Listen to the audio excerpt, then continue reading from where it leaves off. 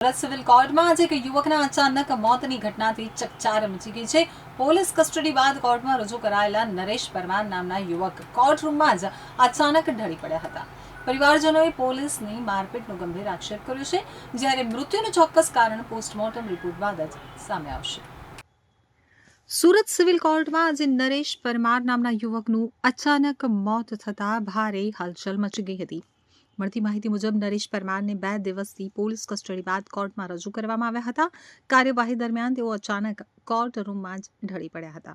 તાત્કાલિક તેમને સારવાર માટે હોસ્પિટલ ખસેડવામાં આવ્યા હતા, પરંતુ ફરજ ઉપરના તબીબોએ તેમને મૃત જાહેર કર્યા હતા।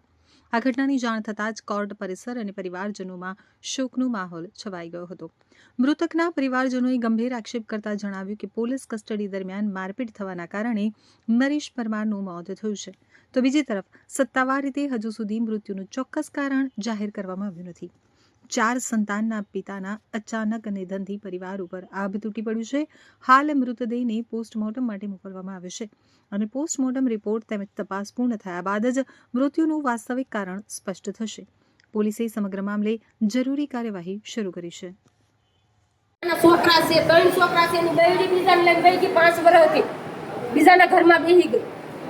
એ ટેન્શનમાં થોડોક દારૂ પીતો મેં પકડ્યો ને ત્યારે પોલીસ વાળાને કીધું કે જોજો એને હાથે નહીં લગાડતા, હાથ લગાડશે ને તો એ મરી જશે। તો હકીકતમાં એવું જ થયું, એને રિમોટ લીધો ને હાચી વાતે મરી ગયો। હકીકતમાં એવું જ થયું, પોલીસ વાળાને લીધે મરી ગયો। હા, પોલીસ વાળાએ મારી નાખ્યો છે આને। અમે કેટલી દિલથી રિક્વેસ્ટ કરી, હાથ જોડી રોઈને રિક્વેસ્ટ કરી કે એને નહીં મારતા, તો છતાંય હું કેમ એની રિમોટ લેવી જોઈએ? એ બીમાર હતો, એને હૃદયની શ્વાસની બીમારી હતી એને, તો છતાંય એને મારી નાખ્યો પોલીસ વાળાએ।